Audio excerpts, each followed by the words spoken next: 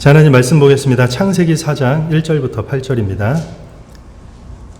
신약성경 구약성경 창세기 4장 1절부터 8절입니다.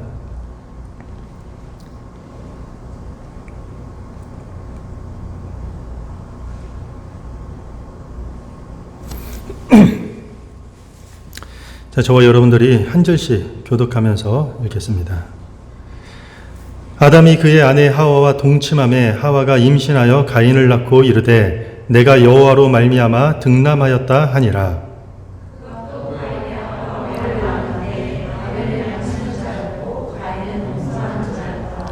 세월이 지난 후에 가인은 땅의 소산으로 제물을 삼아 여호와께 드렸고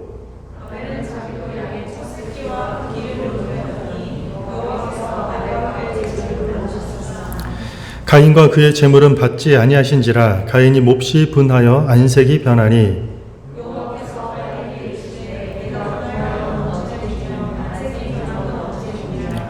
네가 선을 행하면 어찌 낯을 들지 못하겠느냐. 선을 행하지 아니하면 죄가 문에 엎드려 있는지라. 죄가 너를 원하나 너는 죄를 다스릴지니라. 가인이 그의 아우 아벨에게 말하고 그들이 들에 있을 때에 가인이 그의 아우 아벨을 쳐 죽이니라. 아멘. 오늘 말씀 제목은 진짜 예배자라는 주제로 하나님 말씀을 함께 나누도록 하겠습니다. 오늘날 우리가 살고 있는 시대는 소비자 중심 시대라고 할 수 있을 것입니다. 우리가 살고 있는 시대는 소비자 중심 시대예요.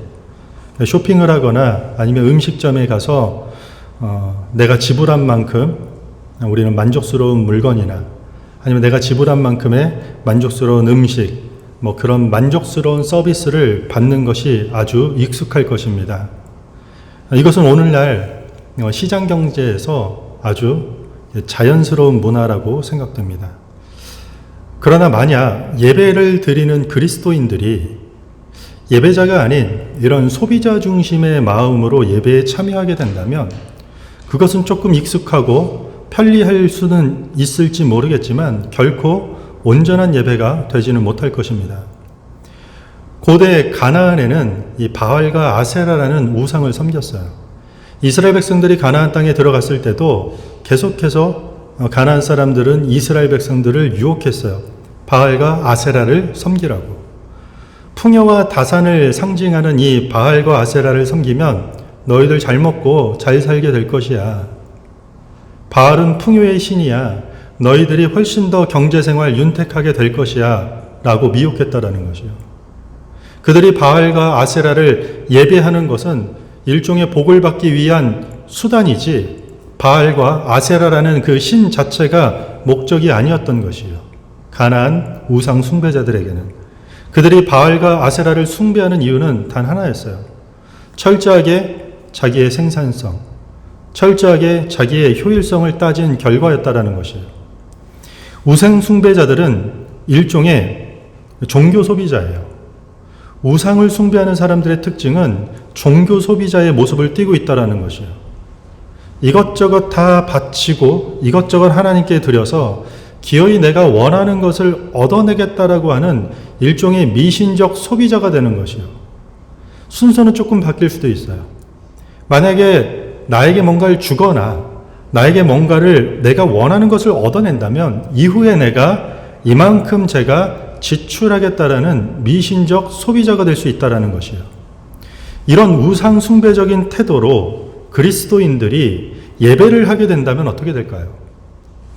만약에 우리가 드리는 이 예배 자체가 하나님이 목적이 아니고 개인의 어떤 생산성, 나 개인의 어떤 효율성, 그것들을 고려한, 그러니까 한마디로 어떤 복을 받기 위한 수단이 예배가 된다면 이전에 말했던 바알과 아세라 같은 우상 숭배에 불과하게 된다는 것이요. 우리는 그것을 가짜 예배라고 하는 것이요. 하나님께 저 이만큼 지불했으니까 이 정도는 저 얻어내야 됩니다. 하나님 저에게 이만큼 주시게 되면 제가 나중에 이만큼 하나님 앞에 언젠간 은혜를 갚겠습니다. 지불하겠다라는 태도는 그냥 종교적 소비자가 되는 것일 뿐이에요. 그냥 선불이냐 후불이냐의 차이는 있지만 결국은 하나님 앞에 소비자로 서 있게 되는 것이에요. 이것은 가짜 예배예요. 가짜 예배자가 되는 것이요. 하나님께서 원하시는 진짜 예배는 무엇일까요?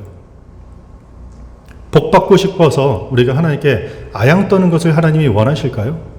아니면 벌 받을까 봐 무서워서 덜덜 떨면서 목을 조아리는 것을 하나님께서 원하는 것일까요? 매주 일요일에 아니면 그냥 습관적으로 사람들 만나러 나오는 것일까요? 아니면 우리가 예배를 통해 은혜를 받는 것이 진짜 예배일까요? 다 틀린 것 같은데 마지막은 좀 헷갈리지 않나요? 우리는 예배 이야기할 때 가장 많이 붙여서 사용하는 단어가 은혜예요. 그렇죠? 예배 통해 은혜 받았다. 예배로 은혜 받기 원한다. 예배를 통해 은혜 받는 일, 신앙생활 가운데 가장 큰 복이에요. 그것만큼 감사한 일은 없어요. 그런데 우리가 예배를 통해 은혜 받는 그 프로세스, 그러니까 그 과정을 우리가 명확하게 이해해야만 하는 것이에요. 예배는 우리가 무엇을 받는 것을 목적으로 두는 것은 아니에요. 그것이 아무리 은혜라고 할지라도 그것을 받는 것이 예배의 목적이 될 수는 없다라는 것이에요. 내가 시간을 쪼개서, 그리고 내가 정성을 들여서, 그리고 내가 헌금을 들여서 예배를 드렸기 때문에 은혜를 받겠다라고 생각하면은 이게 종교적 소비자가 되는 것이에요. 예배는 우리가 무엇을 받는다라는 것을 결코 목적으로 두지 않는 것이에요. 하나님이 우리의 예배를 받는 것이 우선적인 목적이 되는 것이에요. 그러니까 예배는 저와 여러분들이 중심이 아니라 하나님이 중심이라는 뜻이 되는 것이에요. 우리가 읽은 4절을 보면은요, 여호와께서 아벨과 그의 제물을 받으셨다라고 이야기하고 있어요. 한마디로 예배를 받으셨다라고 얘기하고 있어요.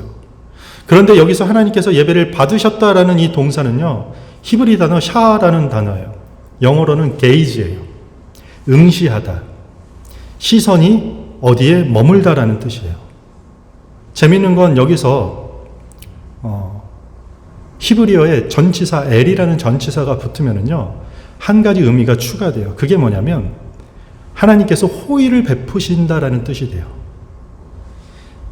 정리하면은 이런 것이에요. 하나님이 지금 예배를 받는다라는 의미가 어떤 의미냐를 지금 설명하고 있잖아요. 하나님이 예배를 받으신다라는 것은 하나님의 시선이 우리에게 머문다라는 뜻이에요. 그리고 그 하나님의 시선이 우리에게 머물게 될 때 하나님의 호의가 우리 가운데 베풀어지게 되는 것이에요. 우리는 그 호의가 우리 삶에 베풀어질 때 우리는 일종의 감동, 어떤 감격이라는 소위 우리가 말하는 은혜라는 것을 경험하게 되는 것이에요. 신명기 11장 12절에 보면 내 하나님 여호와께서 돌보아 주시는 땅이라 연초부터 연말까지 내 하나님 여호와의 눈이 항상 그 위에 있느니라. 아멘. 축복과 은혜의 땅에 사는 삶을 뭐라고 하고 있죠? 여호와의 눈이 항상 우리 가운데 머물게 된다는 뜻을 얘기하는 것이에요. 그러니까 하나님께서 예배를 받으신다는 것은 우리가 하나님 앞에 예배할 때 그 예배를 하나님이 받게 되면은요, 하나님의 시선이 우리 가운데 머물게 되는 것이고 하나님께서 베푸시는 놀라운 호의가 우리에겐 감격과 감동을 막 뒤섞인 어떤 은혜라는 것으로 우리로 하여금 경험하게 한다는 것이에요. 그런데 그 하나님의 호의가 항상 어떤 감정적인, 감동적인 은혜로만 경험되는 것만은 아니에요. 때로는 그 하나님의 호의 가운데 우리가 지식으로 동의하게 되는 것도 경험하게 돼요. 깨달음도 있어요. 가슴 아픈 찔림도 경험하게 되는 것이에요. 그리고 우리는 그 자리에 애통하는 것으로 반응하게 되기도 해요. 하나님 앞에 엎드리게 하게 되는 것이기도 한다는 것이요. 이것은 일시적인 임팩트로 다가오기도 하지만 때로는 가랑비에 옷 젖듯이 이런 잔잔함으로 다가오기도 한다는 것이요. 이런 관계의 사이클이 연속되는 것을 성경은 예배라고 하는 것이에요. 그래서 예배는요, 예배자의 어떤 만족도를 예배로 생각하거나 아니면 예배를 어떤 만족을 위한, 예배자의 만족을 위한 것으로 예배를 만들어내게 된다면 그 예배는 완전히 죽은 예배가 되는 것이에요. 한마디로 하나님이 예배라고 해서 다 받으시는 것이 아니다라는 것을 우리가 명심해야 된다는 것이에요. 오늘 본문은요, 성경에서 첫 번째로 기록된 예배에 대한 이야기예요. 아담과 하와가 에덴 동산에서 쫓겨난 이후에 등장하는 최초의 이야기가 예배에 관한 이야기예요. 아담과 하와에게 두 아들이 있었어요. 누구죠? 가인과 아벨이에요. 형 가인, 동생 아벨, 이 두 형제가 하나님께 각각 예배를 드렸는데 하나님께서 아벨의 예배는 받으시고 형 가인의 예배는 받지 않았다라는 이야기예요. 오늘 본문이. 왜 아벨의 예배는 받으시고 가인의 예배는 받지 않으셨는가에 대한 많은 가설들이 있어요.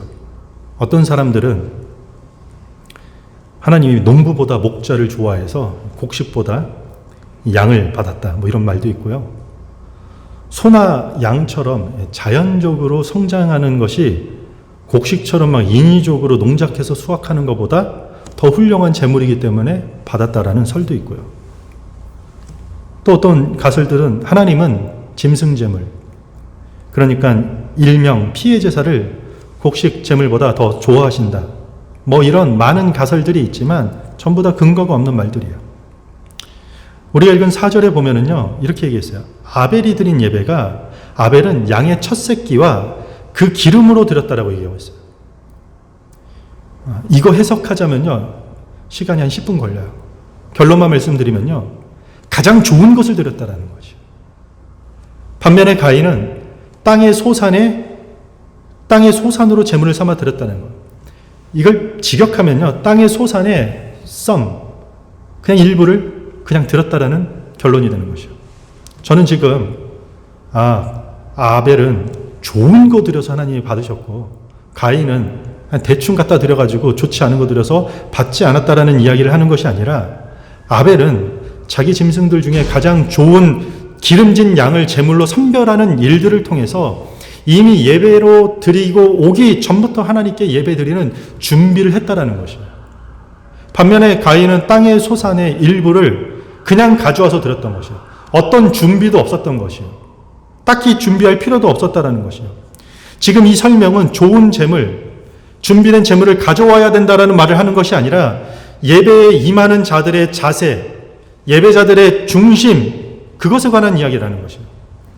이것을 더욱 명확하게 알려주고 있는 것이 4절과 5절이에요. 여러분들 4절과 5절 한번 큰 목소리로 여러분들이 한번 읽겠습니다. 화면을 보시고 시작.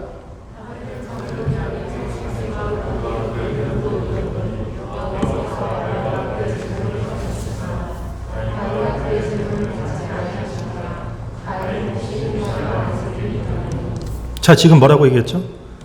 아벨의 제물을 하나님이 받지 않았다라고 말하는 것이 아니라, 받았다라고 얘기하는 것이 아니라 아벨과 그의 제물을 얘기하고 있는 거예요. 그러니까 아벨이라는 사람과 제물을 동시에 이 두 가지를 다 받았다라는 것이죠.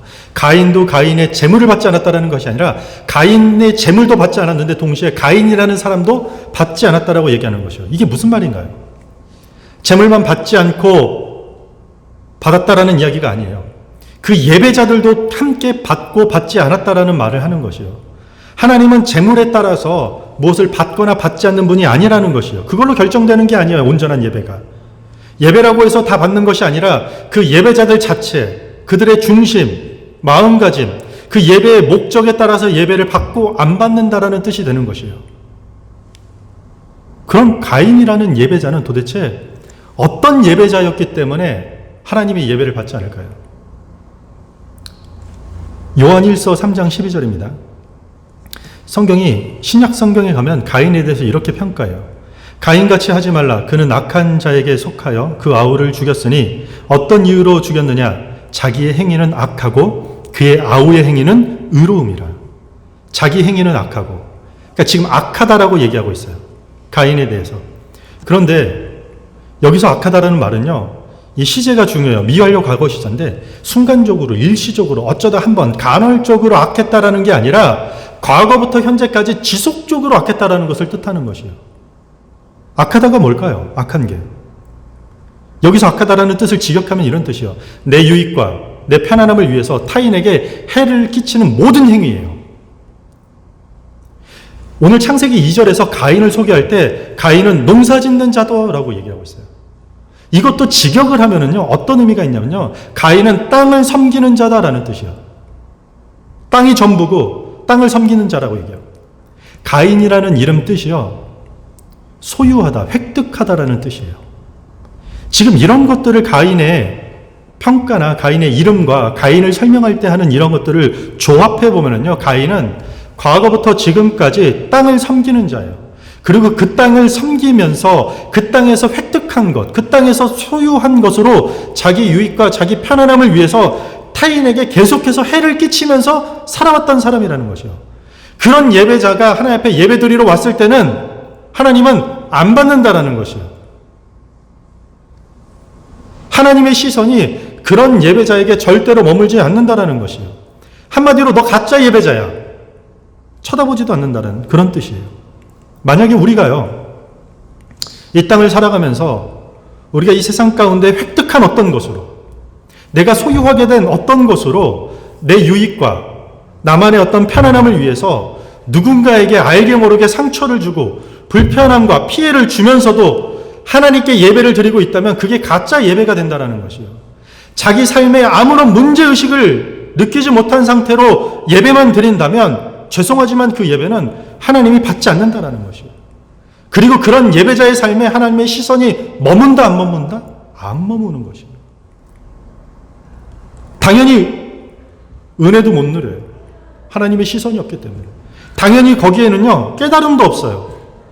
하나님의 그 호의로운 그 풍요가 부어지지 않기 때문에 아무것도 없어요. 하나님께서 우리로 하여금 시선을 돌린다라는 것은 단순히 어떤 눈맞춤에 대한 이야기가 아니에요. 하나님과의 관계가 단절되는 것을 뜻하는 것이에요. 이것은 영원한 형벌에 대한 무섭고 두려운 내용으로 이어지는 것이에요. 마태복음 5장 23절에 보면 예수님께서 이런 말씀을 하세요. 그러므로 예물을 제단에 드리려거다 거기서 내 형제에게 원망들을 만한 일이 있는 것이 생각나거든 예물을 제단 앞에 두고 먼저 가서 형제와 화목하고 그 후에 와서 예물을 드리라. 한마디로 얘기하면은요, 너 예배 드리러 가다가 누구랑 다퉜거나 누구와 싸워서 불화한 것이 생각나거든 너 예물을 지금 제단 앞에 드리고 당장 돌아가서 먼저 그 사람과 화해하고 화목한 이후에 돌아와서 예배 드리라고 말하고 있는 것이에요. 여러분들이 예배에 지각하거나 빠질 수 있는 명분이 하나 생겼습니다. 저 미워하는 사람하고 화해하러 갑니다. 빠져도 돼요. 제가 그 사람하고 분을 품고 있는 거 제가 해결해야 됩니다. 그거 괜찮다라는 것이요, 성경. 여러분, 예배가요, 진짜 예배가 되려면은요, 예배자가 진짜 예배자가 되어야 한다라는 얘기를 성경이 계속해서 하고 있는 것이요. 예배를 가볍게 여겨서는 안 된다라는 말은 예배자의 삶이 있는 모든 구석구석의 문제를 진실되게 대하라는 이야기라는 것이요. 하나님께서는 아벨의 예배는 받으셔요. 아벨과 아벨의 예배는 받으세요. 아벨의 이름 뜻은요, nothingness예요. 그러니까 아무것도 아니다라는 뜻을 갖고 있어요. 그리고 성경에서 아벨을 소개할 때는요, 가인처럼 뭔가를 획득하고 소유한 자라고 설명하는 것이 아니라 양치는 자라고 이야기하고 있어요. 양을 지키고 양을 돌보고 먹이는 자예요. 맡겨진 것을 돌보는 사람으로 나오고 있어요. 청지기적 삶을 나타내는 것이에요. 자기에게 맡겨진 것을 잘 지키고 돌보던 것들 중에 가장 좋은 것들을 오랫동안 준비해서 하나님께 드렸을 때 그 예배를 통해 하나님이 가인의 모든 것들을 받으셨다라고 얘기하는 것이요. 하나님께서 우리에게 맡긴 것들이 얼마나 많습니까? 우리의 라이프, 인생, 우리의 시간, 우리가 여기저기 누리고 있는 공간들, 그리고 우리의 건강한 육체, 또 우리가 가지고 있는 돈들, 여러 가지 물질들, 혹시 여러분들이 소유했고 다 여러분들이 획득한 것이라고 생각하십니까? 아니면 하나님께서 맡기신 것이기 때문에 잘 지키고 돌봐야 되는 것이라고 여러분들 생각하십니까? 만약에 이 모든 것들이 내가 일을 함으로써 획득한 내 것, 내 소유라고 생각하면요, 자기 마음대로 할 수밖에 없어요.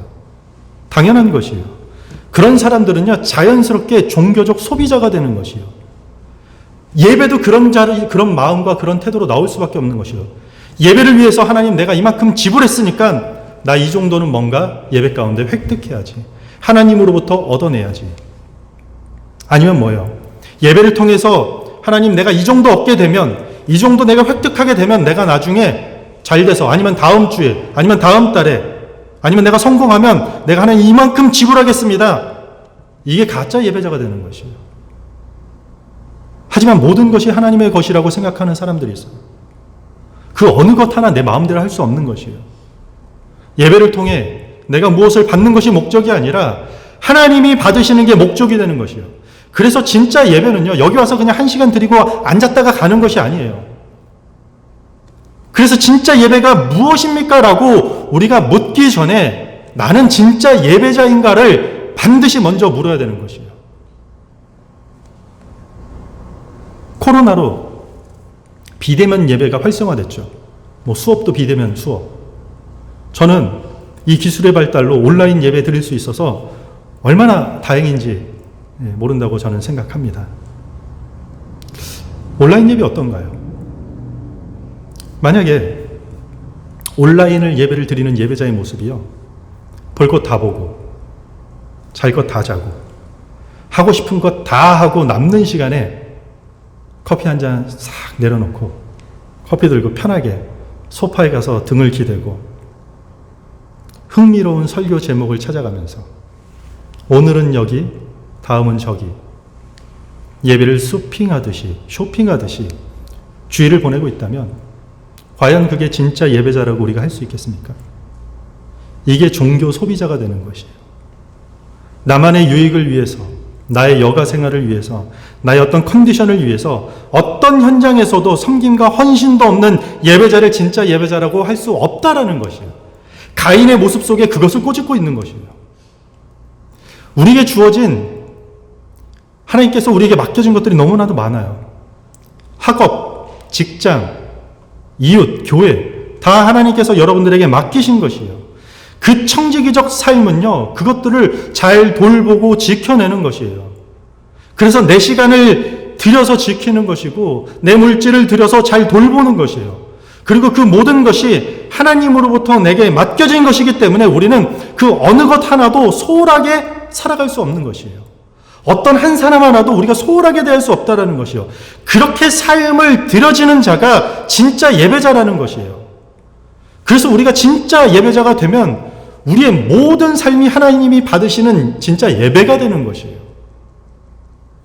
주일 예배, 직장에서 여러분들이 하는 일도, 학교에서 하는 공부도, 가정에서 자녀 양육도, 사람들과 교제하는 관계도 모든 것이 하나님이 받으시는 예배가 된다라는 것이에요. 그래서 하나님은 예배하는 자의 삶, 그 자체를 예배로 받으시는 것이에요. 그렇게 받으실 때 우리에게 어떤 은혜가 임한다고요?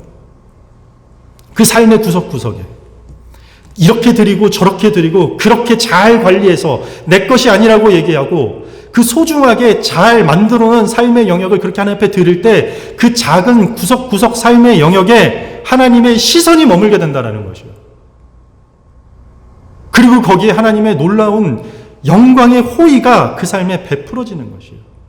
그때 그리스도인들이 어떤 경험을 하게 되는지 아세요? 거기서 웃기도 하고 울기도 하고 느끼기도 하고 깨닫게 되면서 그 위대한 신앙의 사이클이 그렇게 반복되면서 진짜 예배의 삶을 내가 살고 있는다는 것을 알게 되는 것이요. 이것이 진짜 예배자의 삶인 것입니다. 여러분들은 진짜 예배를 내가 드리고 있나? 라고 묻기 전에 나는 진짜 예배자의 삶을 살고 있는가? 정해진, 만들어진 그 형식적인 예배 말고요. 가인은 자기 예배 하나님이 받지 않는다고 동생을 시기해서 결국은 살해합니다. 인류 최초의 살인사건이 형이 동생을 살해했는데 그 이유가 뭐냐고요? 하나님이 내 예배 받지 않고 동생의 예배만 기뻐했다라고 시기 질투해서 죽인 사건이 되는 것이죠. 가인은 동생을 살해한 죄로 하나님 앞에 저주를 받게 돼요. 4장 12절에 보면 네가 밭을 갈아도 땅이 다시는 그 효력을 내게 주지 아니할 것이요. 가인이 어떤 사람이죠? 땅을 섬기며 거기서 획득하고 소유한 것으로 누리며 살았던 사람이에요. 그 누리는 것이 너무 좋아서 자기 만족을 위해서 남들에게 피해가 가더라도 거기서 획득한 것, 거기서 소유한 것만 누리고 살았던 사람이라는 것이요. 그런데 그가 그토록 섬기던 땅이 이제는 오히려 그를 징벌하는 도구가 됐다라고 얘기하는 것이죠. 여기서 아주 엄중한 우리 삶의 경고가 하나 나오는 것이요. 만약에 우리가 하나님보다 돈을 여러분들이 더 섬기면은요, 그 돈이 우리를 벌하는 도구로 바뀐다라는 것이요. 우리가 하나님보다 어떤 사람을 더 섬기고 있으면 그 사람이 우리를 벌하는 도구가 된다라는 것이요. 참된 예배자의 삶의 모습에는요, 다른 것들을 하나님보다 더 섬기는 것이 아니에요. 돈은 섬기는 것이 아니라 우리에게 맡겨진 것이기 때문에 잘 다스리고 잘 지키는 것이에요. 사람도 마찬가지예요. 우리가 사람은 섬기는 대상이 아니라 그리스도의 사랑으로 잘 사랑하고 케어하고 도와줘야 될 대상이라는 것이에요. 돈과 사람뿐만 아니라 이것을 비롯한 모든 것들을 우리는 잘 돌보고 지키는 청지기적 삶으로 살아가는 그리스도인이 될 때 우리는 진짜 예배자가 된다는 것입니다. 여러분들에게 주어진 삶들, 이 한 시간의 주일 예배 너무 귀해요. 이 예배를 하나님이 받으시는 것, 이 예배를 통해 하나님의 시선이 여러분들의 삶 가운데 침투해 들어가고 그 하나님의 그 호의가 여러분들의 생각과 마음과 삶의 곳곳에 들어가기 위해선, 하나님이 그렇게 예배를 받으시기 위해서는요, 여러분들이 지난 한 주간 동안 삶의 구석구석에서 얼마나 내가 예배자로 살았느냐가 아주 중요한 관건이 된다는 것이에요. 마음대로 하다가 여기 나와서 내 필요한 거 얻어내겠다? 그게 뭐라고 했죠? 우상숭배. 그게 요즘 말로 하면 뭐라고요? 종교 소비자인 것이에요. 하나의 소비자로 서게 될 수 있다는 것이요. 말씀을 정리하겠습니다. 우리가 드리는 이 예배 있잖아요. 타성에, 형식에 젖은 그런 예배가 되어서는 결코 안 됩니다. 우리 제대로 된 진짜 예배 사라졌다라는 그 말 많이 하잖아요. 진짜 예배자가 사라졌다는 말이에요. 그 말은요, 각자의 삶 속에서요, 참된 예배자로 살아가는 사람이 없어졌다라는 것이에요. 신실한 그리스도인들이 세상에서 잘 보이지 않는다라는 말이 되는 것이에요. 교회에 수많은 예배자들이 넘쳐나지만 종교적 소비자에 불과한 사람들만 넘쳐날 뿐이지, 삶 속에서 아무도 보이지 않는 곳에서 누구도 꺼려하는 자리에서, 그 낮은 자리에서 진짜 예배자가 부족하다는 것이에요. 수많은 예배를 통해 내가 어떤 무엇을 받으려고 하는 그 종교적 소비자가 되지 않길 바랍니다. 하나님께서는 예배만 따로 받으시는 것이 아니라 예배자의 삶을 그대로 받으신다는 것, 우리가 명심하시기 바랍니다. 그러기 위해서는 우리는 예배를 어떻게 만들어낼까, 예배를 어떻게 꾸려갈까라는 것보다는 우리가 진정한 삶의 예배자가 먼저 되어야 할 것입니다. 하나님께서 우리에게 맡기신 모든 삶을 잘 지키고 잘 돌보는 그 청지기적 삶을 하나님께 드릴 때, 그것이 하나님이 기뻐 받으시는 예배가 되는 것이에요. 그때 진짜 예배가 되는 것이고, 그렇게 하나님의 시선이 우리 가운데 머물게 되고 하나님의 영광의 호의가 우리 삶에 베풀어지는 진짜 예배자가 될 수 있기를 주님의 이름으로 축원합니다.